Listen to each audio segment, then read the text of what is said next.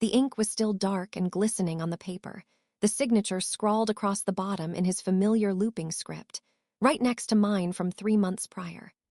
Outside the study window, golden late afternoon light spilled over the garden we'd planted together, turning the rose petals to fire, while inside the air felt thin enough to breathe. I traced the clause with my thumb, the words blurring and sharpening again. This union shall be dissolved automatically upon the death of the bride, with all assets transferred exclusively to the groom, no further legal proceedings required. The wedding band on my finger felt suddenly like cold iron, heavy enough to drag my hand down to the floorboards. Somewhere down the hall, the front door clicked shut. He was home, earlier than he'd said. I'd spent the last year building a life I thought was perfect. I was 28, a conservatory-trained pianist who traded concert halls for sunlit mornings and the quiet rhythm of cooking and tending to our home. I'd always wanted a family, a place where I belonged, after growing up moving from one foster home to the next, never keeping anything long enough to call it mine. I'd met Edwin at a recital, where he'd sat in the front row, his eyes fixed on me the whole time, and brought me peonies backstage afterward. For months he'd listened when I talked about my fear of being abandoned, held me when I woke from nightmares, told me over and over that I was his home, that he'd never let me go. I'd believed every word. Now I knew the truth. The marriage hadn't been a promise at all, it was a transaction. He hadn't loved me, he'd needed me.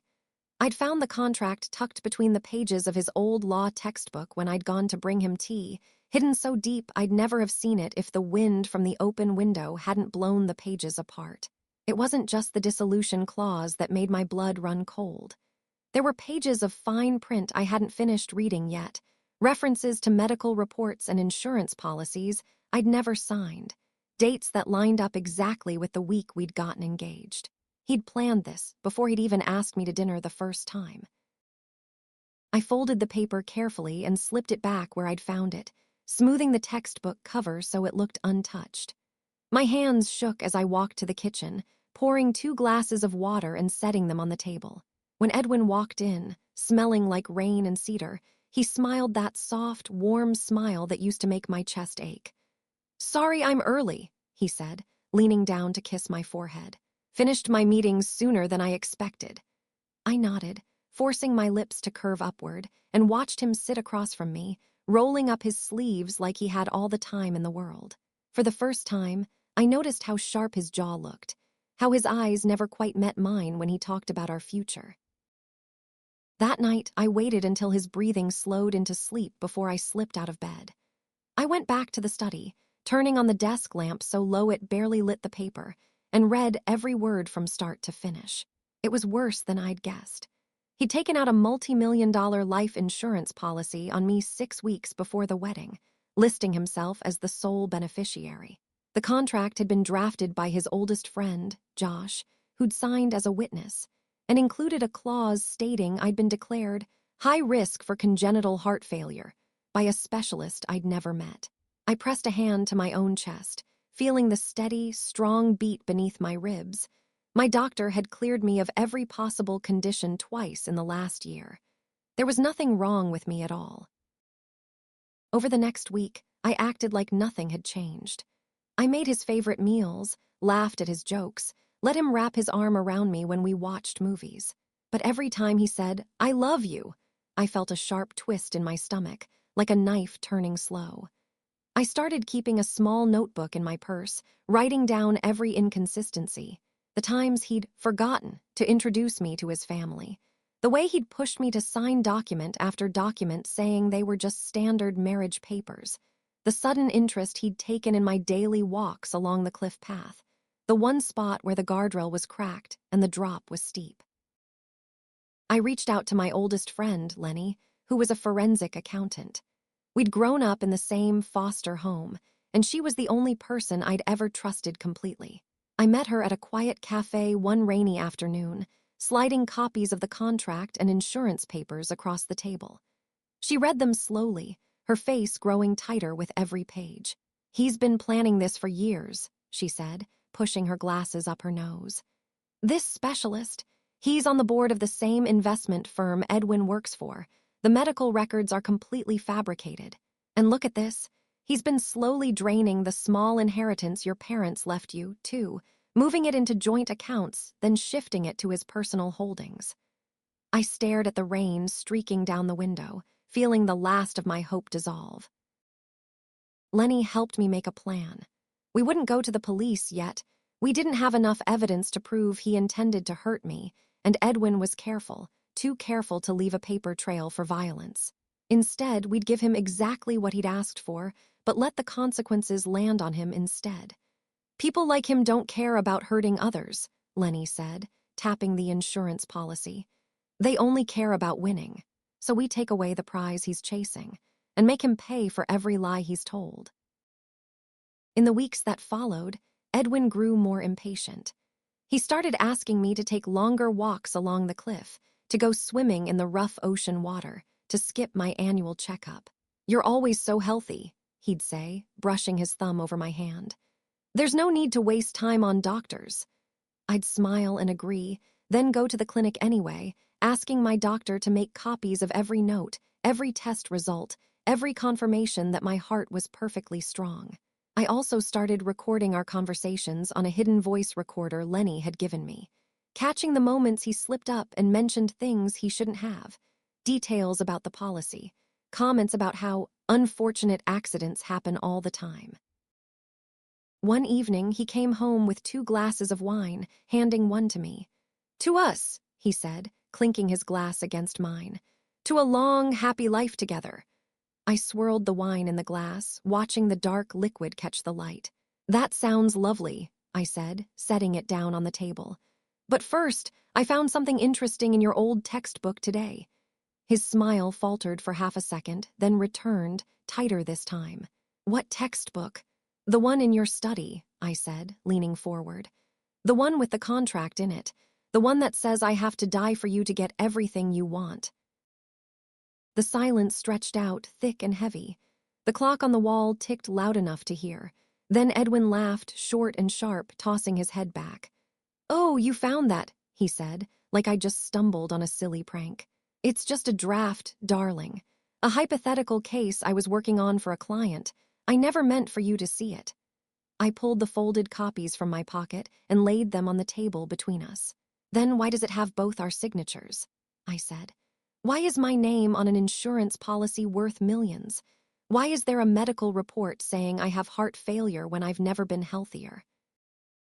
His smile vanished completely. He leaned back in his chair, his eyes cold and flat, no warmth left at all. "You were always so easy to read," he said, his voice low. "So desperate for someone to love you, you'd believe anything. I needed the money to save my business. You had no family, no one to question anything if you were gone. It was perfect." "You never loved me at all," I said, my voice steady even though my chest felt like it was splitting open. "Love is for people who can afford it," he said. "This was just business." I stood up, smoothing my skirt. "Then let's finish this like business," I said. "I've already sent copies of every document, every test result, every recording to the insurance company, to the State Bar Association, and to Josh's partners at the firm. They'll be here in the morning. And the contract. It's void. Any agreement signed under false pretenses, with fraudulent evidence, isn't worth the paper it's written on. You don't get a single cent of my inheritance or the insurance money. And you'll lose your license, your reputation, everything you care about." For a moment he looked like he might yell, might reach across the table, might try anything. Then his shoulders slumped, and he looked older than I'd ever seen him. "You won't get away with this," he said, but there was no fire in it, just fear. "I already have," I said. "I'm not the lonely girl you met at that recital anymore. I'm not someone you can use and throw away.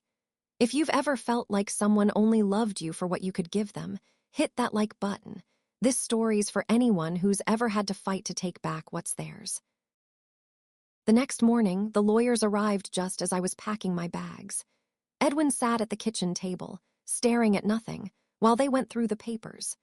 Josh showed up too, his face pale, saying nothing as he handed over the original contract and admitted he'd known the medical records were fake but had gone along with it for the money. By midday, the house was no longer ours. It was mine, entirely, and all the funds Edwin had taken were frozen pending investigation. I moved out a few days later, taking only my piano and the small box of things I'd kept since I was a kid. I rented a small apartment with a balcony where I could hear the wind through the trees. Lenny helped me sort through everything, and when we finished, she handed me a glass of lemonade and said, "You know, you didn't have to do all this just to get even. You could have walked away." I looked out at the street below, at people walking by with their dogs and their groceries, living ordinary lives. "I didn't do it to get even," I said. "I did it so I never have to be afraid of being tricked again. So I know I can stand on my own 2 feet." A few weeks later, I got a letter saying Edwin had been disbarred, his business shut down, and he'd been ordered to pay restitution to the insurance company and me. He'd left town, no forwarding address, and I realized I didn't care where he went or what happened to him. He'd lost the thing that mattered most to him, his control, his power, his ability to lie to everyone around him. That was enough. If you think the truth always wins in the end, share this story with someone who needs to hear it. I started playing piano again, not just for myself, but for small audiences at local venues. I played pieces I'd never dared to perform before, bold, loud pieces that didn't sound like soft background music for someone else's life. One night, after a show, a woman came up to me and said my music had made her stop dating someone who'd only used her for her connections. "It's scary to walk away," she said, "but it's scarier to stay." I nodded, because I knew exactly what she meant. I still think about Edwin sometimes, but not with anger. I think about how desperate he must have been to think that tricking someone, hurting someone, was the only way to get what he wanted. I think about how easy it was for me to believe I needed someone else to be whole, how much time I spent chasing a love that didn't exist. I don't hate him anymore. Pity takes less energy than hate, and I've got better things to spend my life on. Last week, I went back to the garden we'd planted together. The roses were still blooming, bright and wild, and I pulled out the weeds that had grown up around them. I thought about how I'd once wanted to tend things for someone else, and how good it felt to tend them for myself. I'm still looking for love, but now I know what it looks like. It doesn't come with fine print or hidden clauses or a price tag. It's just 2 people who want the best for each other, no strings attached.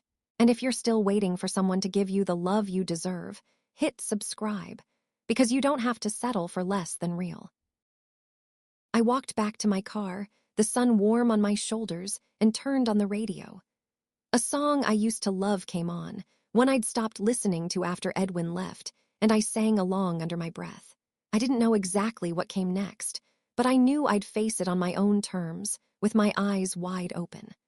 I'd learned that the hardest thing in the world isn't loving someone, it's recognizing when they don't love you back and having the courage to walk away. That's the victory no one can ever take from you. The shift ends, but the stories never do. Every smile hides a struggle, every word a story. Hit subscribe and see the human side of work. Thank you for watching.